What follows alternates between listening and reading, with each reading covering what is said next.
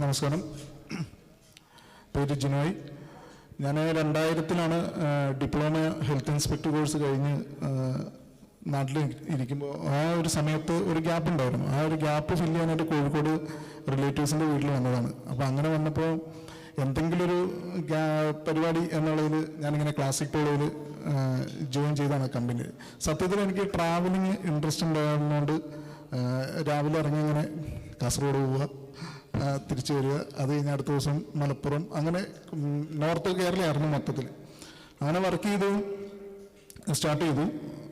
അതിനിടയ്ക്ക് degree complete ചെയ്തായിരുന്നു ആ സമയത്ത് തന്നെ നിന്നുകൊണ്ട് തന്നെ.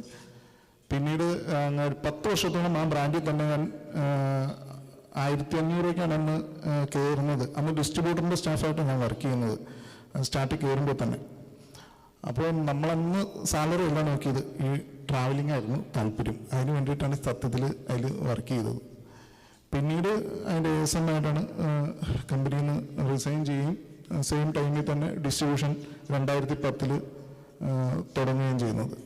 അന്ന് ഡിസ്ട്രിബ്യൂഷൻ എന്നൊക്കെ പറയുമ്പോഴത്തേക്കും ഗാർമെൻസിൻ്റെ ഒക്കെ ഒരു നല്ല കാലഘട്ടത്തിൽ നമ്മൾ എക്സിക്യൂട്ടീവ് ആയിട്ട് വർക്ക് ചെയ്തു എന്നുള്ളതാണ് സത്യം.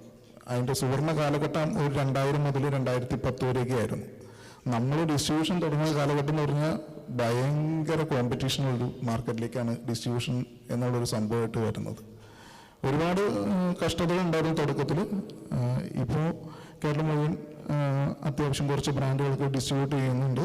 അതോടൊപ്പം തന്നെ KGDയുടെ സെക്രട്ടറി ആയിട്ട് കഴിഞ്ഞ 2 ടേമായിട്ട് നിന്നിട്ടുണ്ട്.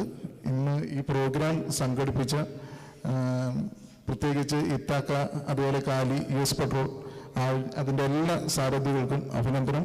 നല്ലൊരു ഇനീഷ്യേറ്റീവാണ് ഇവിടെ എടുത്തിരിക്കുന്നത്. പുതിയതായിട്ടുള്ളൊരു പരിപാടിയാണ്, ആദ്യമായിട്ടാണ് ഇത് കാണുന്നത്. അതിൽ ക്ഷണിച്ച ഇതിൻ്റെ സാരഥികൾക്ക് നന്ദിയും പറയുന്നു. Thank you.